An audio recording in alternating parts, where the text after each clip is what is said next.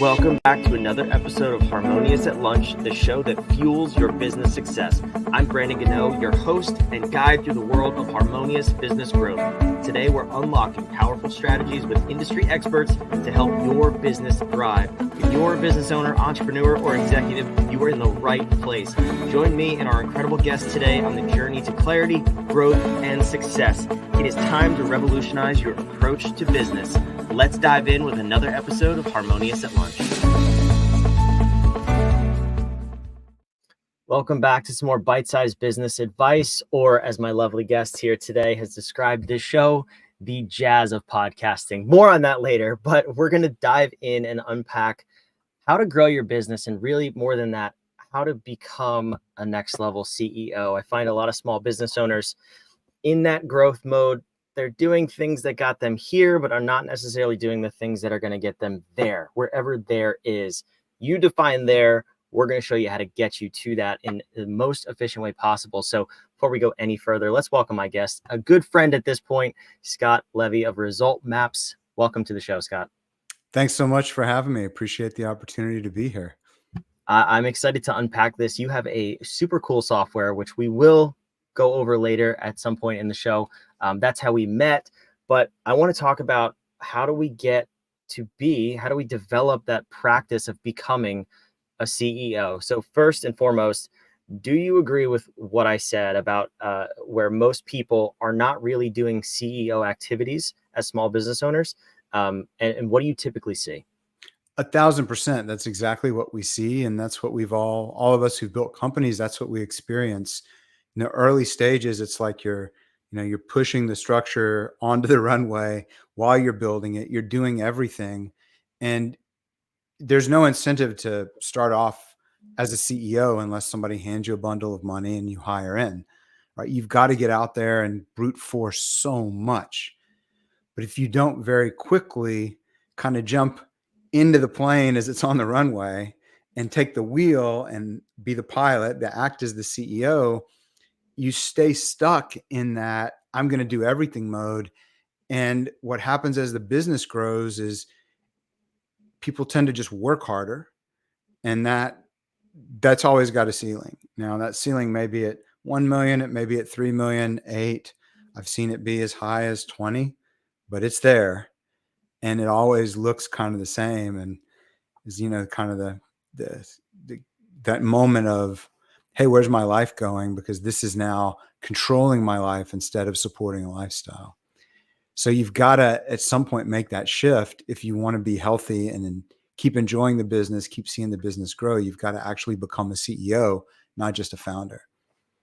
Yeah, and I think that's one of the things I'm surprised with the 20 million, to be honest with you, because what I see too is there is that ceiling, but quite often before that ceiling comes in terms of operations, it's actually the human being. They go to burnout, and they're actually just physically and mentally exhausted. It could come anywhere. I do see that happen a little bit sooner than the operational struggles do. But talk to me about that. I mean, I'm sure you've seen that too. What is it? Just the brute force that causes the burnout?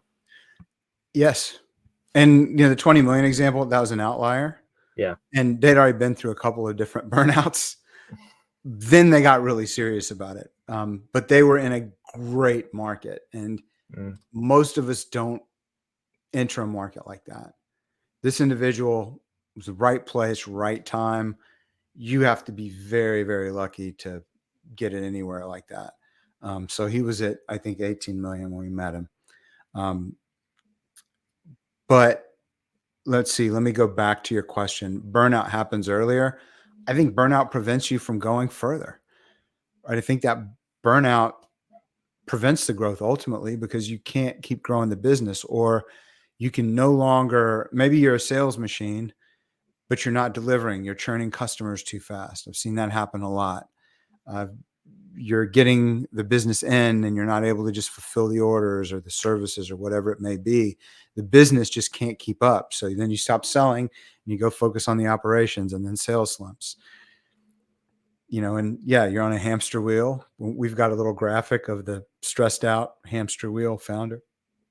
And we see this all the time. And as a founder, the problem there is it's a lonely gig.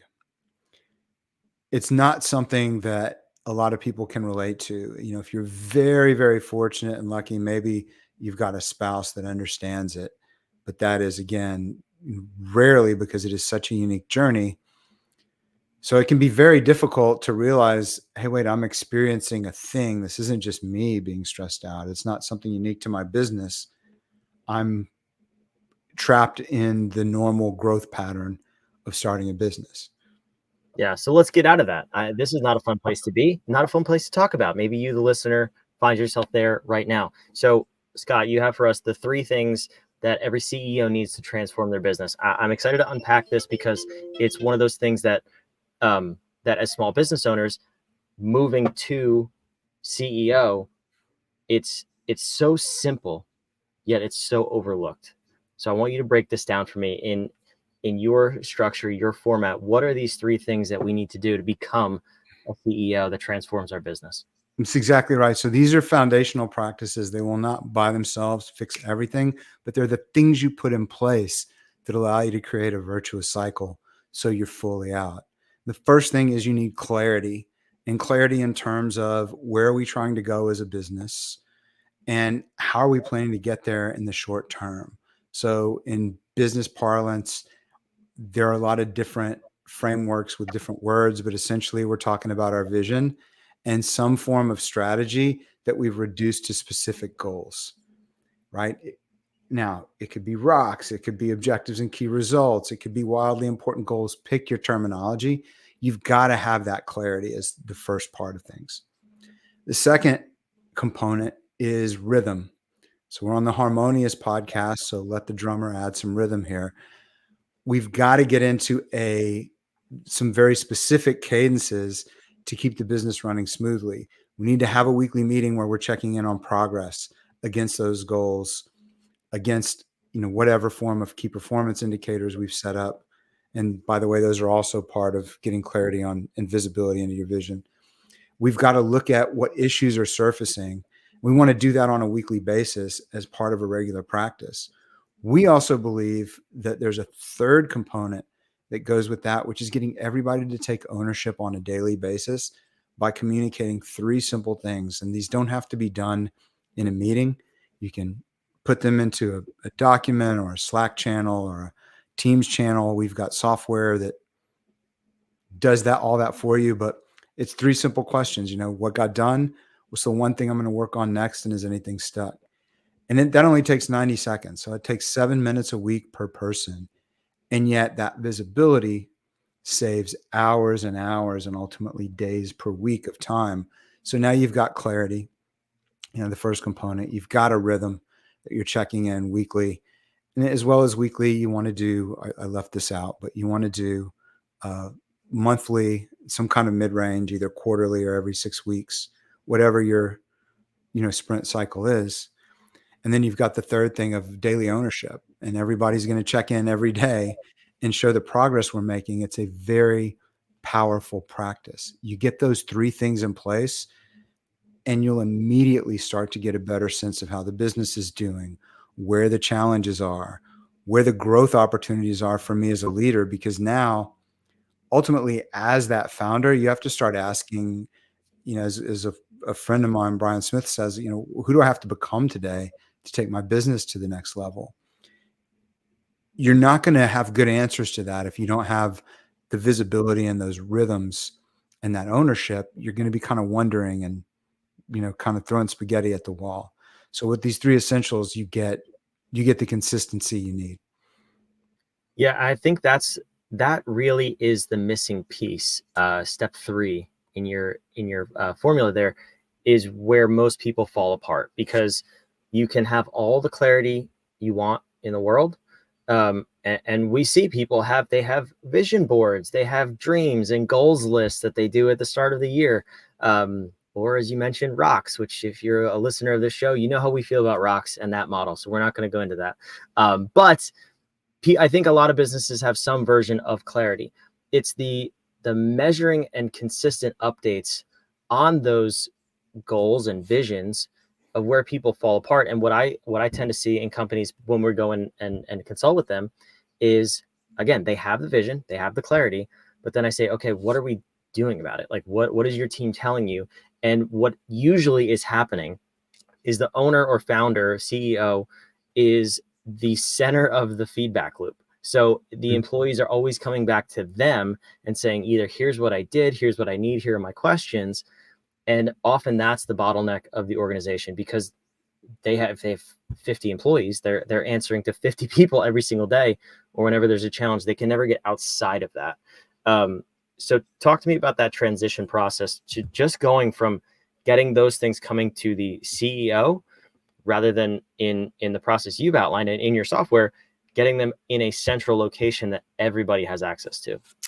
Yes. And so what happens is you've got these things in one place where everybody can see it, and you've got this rhythm. And the first thing that happens is you notice where the gaps are. You notice that maybe certain things aren't getting done week to week. And then if you need to double click, you can see, okay, well, this person's what they're reporting on a day-to-day basis, it's not that specific. It's not very meaningful. There's not a lot of clarity on how that fits together into our bigger picture. And having all that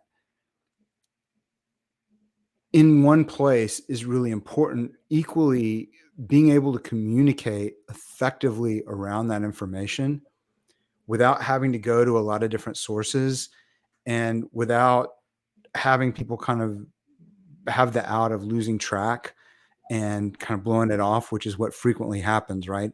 I think everybody can relate. All your listeners, I'm sure, can relate to that annual plan that gets rolled out in January or whenever, and then it's forgotten about by June. It's on the shelf. Now we're back into doing the work, so we haven't come back to it. What we're doing is we're keeping things front and center, and then we're giving you the tools to make sure your communication is crisp. You have ways to put things into context. People can understand how these things fit together, and you're developing these habits of daily, weekly, monthly, so that they're not things you have to think about. Early on, what we've seen happen is, before I had a software company, is we'd roll this out. We'd say, we're going to do this. We're going to check in every day. We're going to do this thing. We're going to have our weekly meetings. But the meetings are poorly managed. The daily check-ins are, there maybe one person provides good information, but everybody else is mumbling, or maybe non-important issues start to monopolize the meeting, because we've made the commitment of what our priorities are and what our vision is. Now we can see where there are gaps. We can see how these things fit together. And furthermore, if we, as the founder, start to take things off course, which honestly, that's the biggest reason things go off course, we've given our people a way to push back on us in a healthy way. Ideally saying, well, this is what you said, and I just need clarity from you, versus what can happen otherwise when the founder is like this, the hub and the spoke. Everybody's coming to the founder feels beat up on. Why are you challenging me? We talked about this.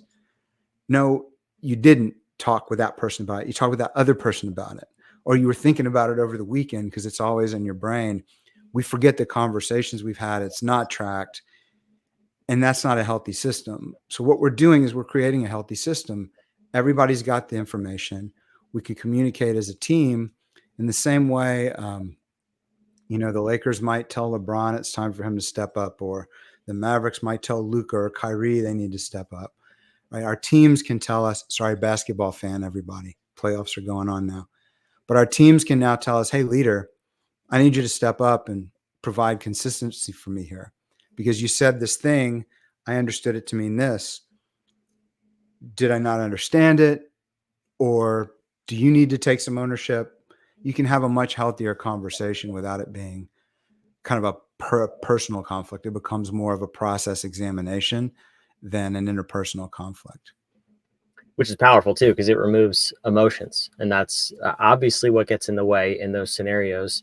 And I'm curious too about the management of the business from a true CEO perspective, when we don't have any sort of a system around this, or we just have goals and visions.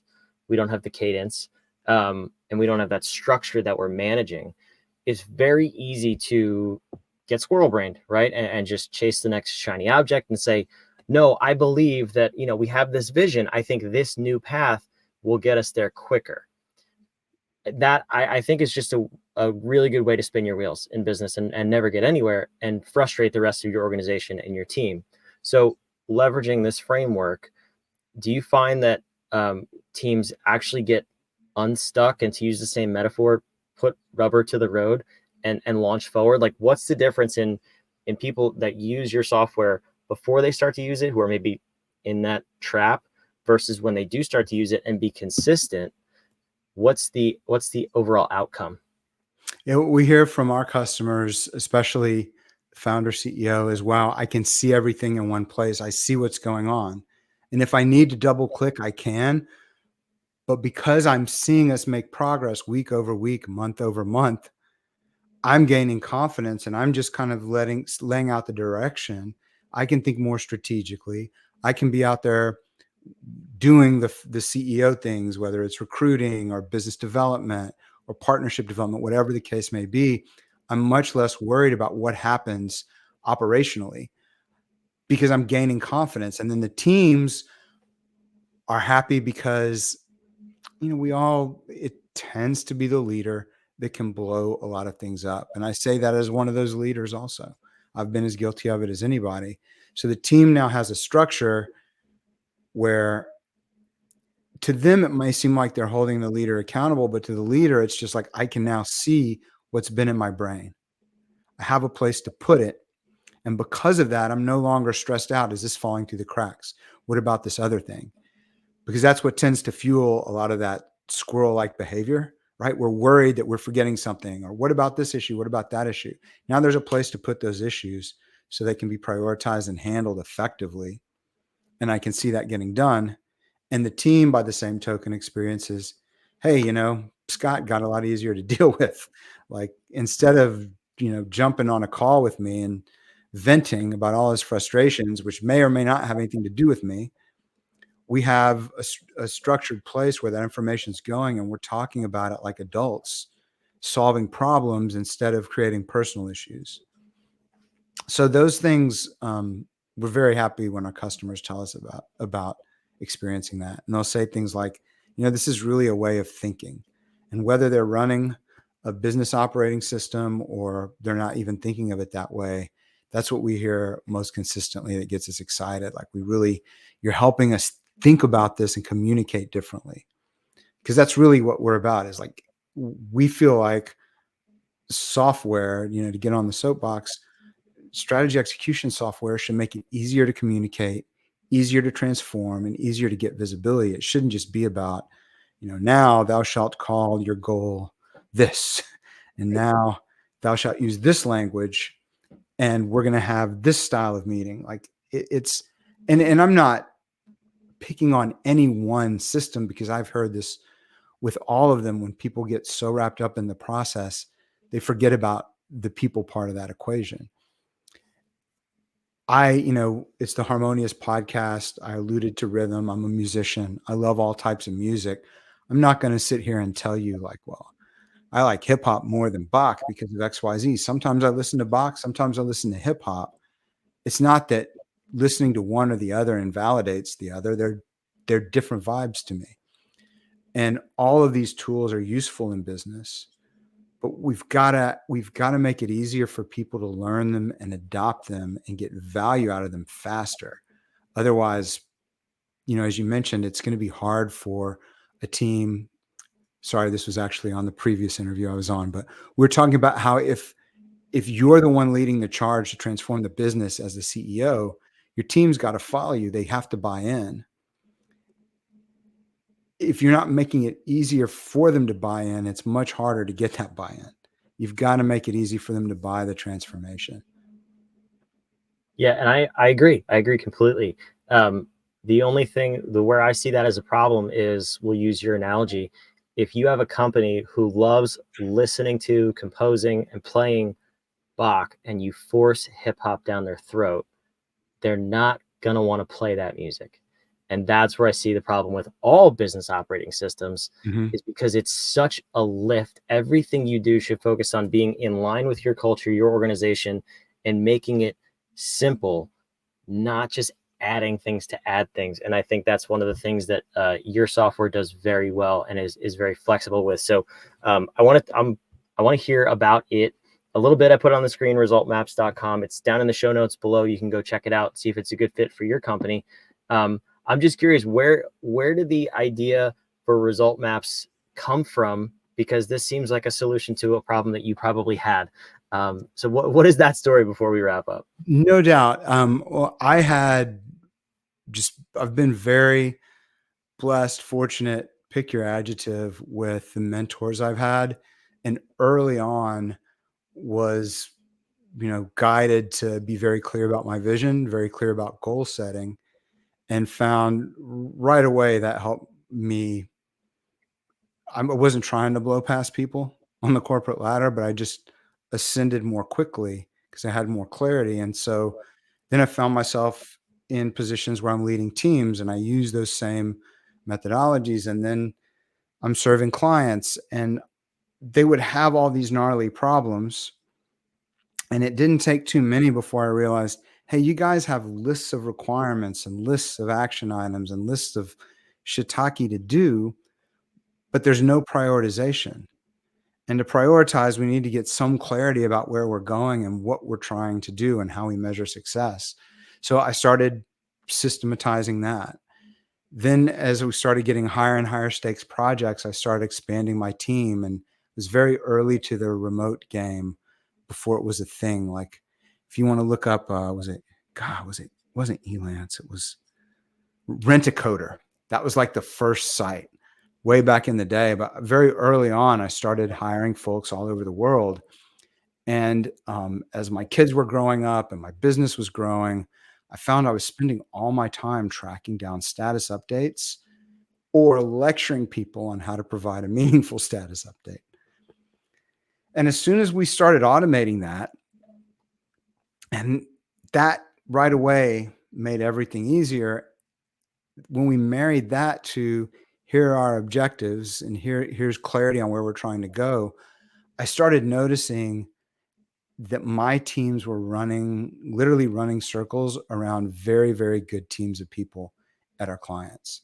And I mean, I'm not saying it, I mean, these were top of the top individuals from top of the top schools. So it wasn't that we had the raw brain horsepower. There was something about the way we were working that was different. So that got my attention, and we're running the software to help us do it. And then over time, we started using our dashboards to run our client meetings, and our clients started asking for access to those. And that was my first thought of, okay, there may be something here. Maybe we can teach people this crazy way of working, because we work in sprints. I've been sprinting since before Agile was a thing because I'm that old. So I was never somebody who's like, well, I need to go like get the Agile certification. We've been running Agile since before there was an Agile manifesto. It was just called something else. But I didn't see that there would be ways for people to adopt this type of, let's get in here and iterate. Let's allow people to take ownership. The market really took some time to develop to that point, but we started seeing around 2016 that the market had developed and ended up launching the software in that time frame.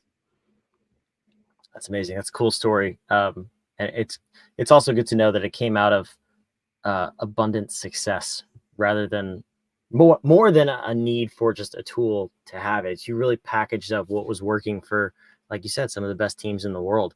And you're giving that to other people too. So that's super cool. I encourage you, the listener, to go check it out. I'm fascinated with the software. I'm in the midst of diving in right now. As a matter of fact, if you're listening to this, I will be well immersed in the software by that time.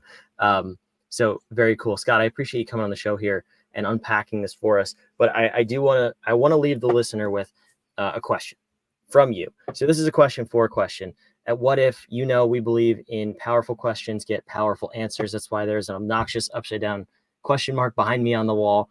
So in terms of getting to that next level in your business transformation, becoming the CEO that will actually be capable of transforming your business and growing it, what is that one question you would want the listener to ask themselves in the context of this conversation so that they can take the next step on that journey?